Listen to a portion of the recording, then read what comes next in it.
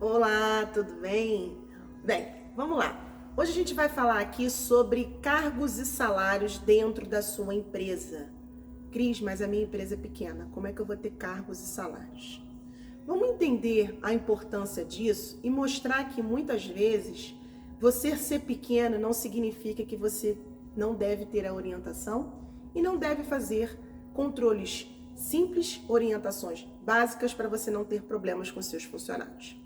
Vamos lá. Quando você tem um único funcionário, você às vezes vai contratar, por exemplo, essa funcionária como recepcionista. O cargo dela é recepcionista. E aí ela já tem um tempo dentro da sua empresa. E aí você vai aumentando o salário dela, por exemplo, você começou com 1.500 e aí essa funcionária, ela desempenha bem o trabalho, e aí você passa a dar uma promoção para ela e ela passa a ganhar 1.700, e aí tem um dissídio coletivo que tem aquele aumento da categoria, você também aumenta ela, e etc. Essa é uma funcionária que não está vinculada a piso salarial, ok? É um funcionário sem estar atrelado a piso salarial. E aí você vai aumentando esse salário até o momento em que você precisa contratar um segundo funcionário com o mesmo cargo. E aí você coloca esse funcionário também como recepcionista, por exemplo. E aí tem-se essa disparidade. Ué, a funcionária começou com 1.400 e eu tenho outro que tem 1.900, que fazem a mesma atividade. É óbvio que se tem uma diferença de tempo de serviço entre elas, mas concorda que se fazem a mesma atividade, isso pode gerar dúvidas, questionamentos, insatisfação por parte do funcionário que não tem essa concepção e esse bom senso de que há uma diferença entre responsabilidade, entre tempo e etc. E aí você acaba podendo gerar um problema que a gente ouve muito sobre equiparação salarial, que são um dos assuntos que roda dentro dos processos trabalhistas. E aí eu trago para você o seguinte ponto: por que não pensar em cargos e salários dentro da sua empresa? Por exemplo, aqui na Maltoni Contadores, eu tenho os seguintes cargos e salários. Eu tenho estagiário 1, 2, 3, 4, 5. Eu tenho auxiliar de contabilidade 1, 2, 3, 4, 5. Assistentes, analistas, coordenadores e assim por diante. Então, toda vez que eu vou fazer uma alteração de cargo, eu sempre mudo esse funcionário para um outro nível. Nível 2, nível 3. E assim, quando há a entrada de um novo funcionário, de um novo registro meu, eu não tenho que ficar me preocupando sobre isso. E aí, mas Cris, mas como é que eu vou montar esse cargos e salários? Aqui a gente orienta os nossos clientes sobre isso, tá?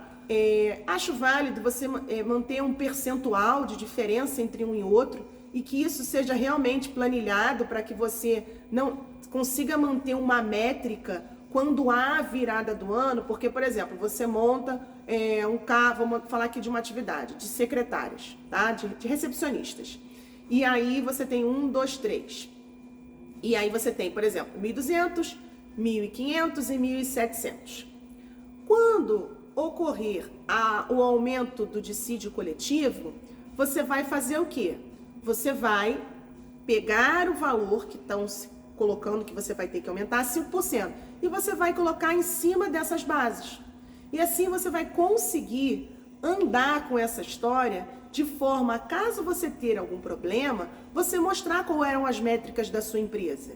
E outra, é muito transparente e bom por parte das relações de trabalho que você tem, deixar isso claro, para que os seus funcionários não tenham aquele sentimento de insatisfação, de que, poxa, eu não entendo porque o outro ganha mais do que eu.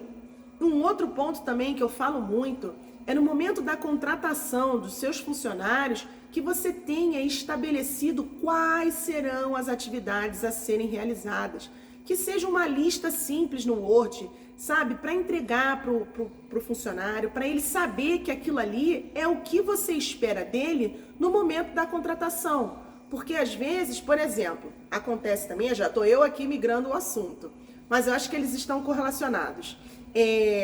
Você começa com esse funcionário e por exemplo, essa recepcionista, ela tem como objetivo atender os pacientes, receber os pagamentos e organizar a agenda e também abrir e fechar o consultório. Isso é estabelecido. E aí acaba que num primeiro momento, como ela está começando, você não passa uma dessas atividades. Você limita a ela ficar, né, expert, boa, em atender os clientes, em receber e não emitir nota. E aí chega um determinado momento que você fala assim, olha, agora você vai ter que emitir as notas fiscais do consultório. E a pessoa fica pau da vida. Ué, eu já faço um monte de coisa, ainda tenho que fazer mais coisa? Pô, mas isso não foi combinado. Aí que tá. Se você tem isso registrado, se você tem isso já pré-estabelecido com o seu novo funcionário, você diminui muito esses questionamentos, essas insatisfações internas por parte da sua equipe e você mostra o quanto você é um empregador transparente. Assim, se você precisa de orientações sobre isso, a gente está aqui para te ajudar. Às vezes a gente fala assim, olha, alguns assuntos que questionam a gente, que perguntam, são assuntos relacionados a RH. E é uma dúvida muito comum até onde a contabilidade ela vai em relação às orientações, os trabalhos exercidos, né? Porque assim, a contabilidade no que diz respeito a departamento pessoal está focada nos registros, nas movimentações de admissão, demissão, férias, afastamentos, mas essas orientações são focadas em RH. Então, quando a gente consegue, a gente dá essas orientações básicas, porque na verdade é o que eu aplico aqui na Maltoni Contadores. E por que não dividir esse conceito com os meus clientes? E por que não a gente ter um brainstorm e ver quais são as melhores práticas para a gente sempre estar o quê? Melhorando a relação de trabalho, sendo cada vez mais transparente com os nossos funcionários. Eu espero ter ajudado esse vídeo aí para poder dar esse mindset, fazer essa ideia e ver se realmente você não pode começar a aplicar isso na empresa para que você não tenha problemas na parte da Justiça do Trabalho e que você realmente não tenha problemas com seus funcionários. É isso. Um grande abraço. Tchau, tchau.